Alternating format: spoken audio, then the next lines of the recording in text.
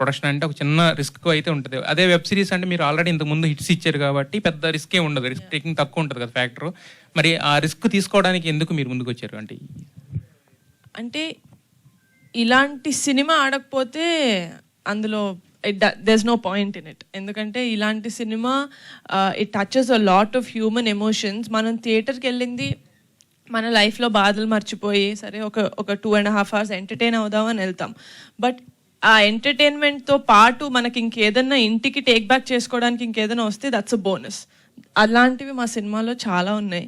And ఆ risk factor అంటారా, నాకు ఫనీగా ఉండడం వల్ల it was like a support for me. So అంత రిస్కీ అనిపించలేదు, ఎందుకంటే I had another producer with me. Nihar garu, Venkat 10TV.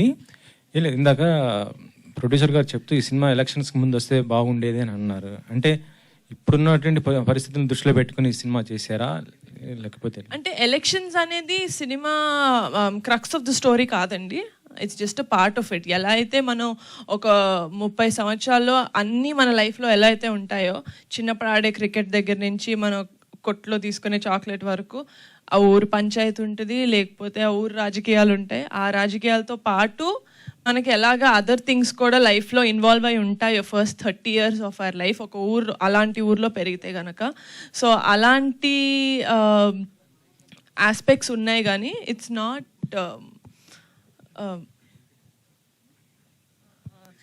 Not completely based on politics.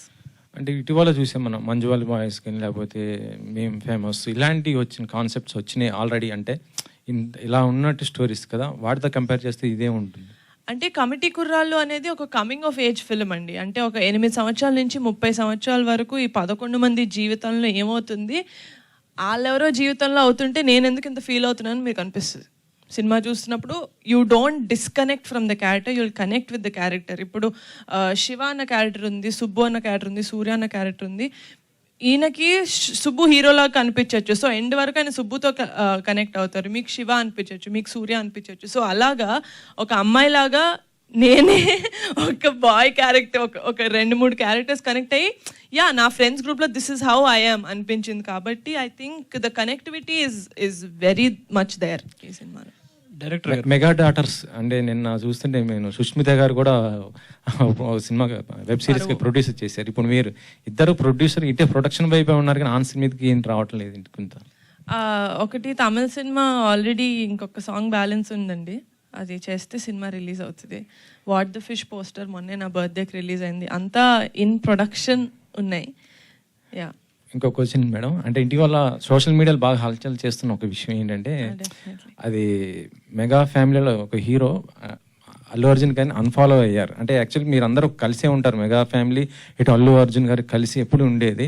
ఇటీవల జరిగినట్టు నువ్వు ఎలక్షన్స్ ఈ టైంలో కొంత డిస్టర్బ్ అయిన పరిస్థితిలో ఆయన అన్ఫాలో చేశారు. అది ఎంతవరకు కరెక్ట్ ఏంటి? జెన్యూన్ గా చేశారని ఇప్పుడు మీరు చెప్తేనే తెలుస్తుంది. I'm sorry, I'm not aware of it, but what ever it is I'm sure they have their own reasons. Director గారు యదువంశి గారు, ఈ పోస్టర్లో చూస్తే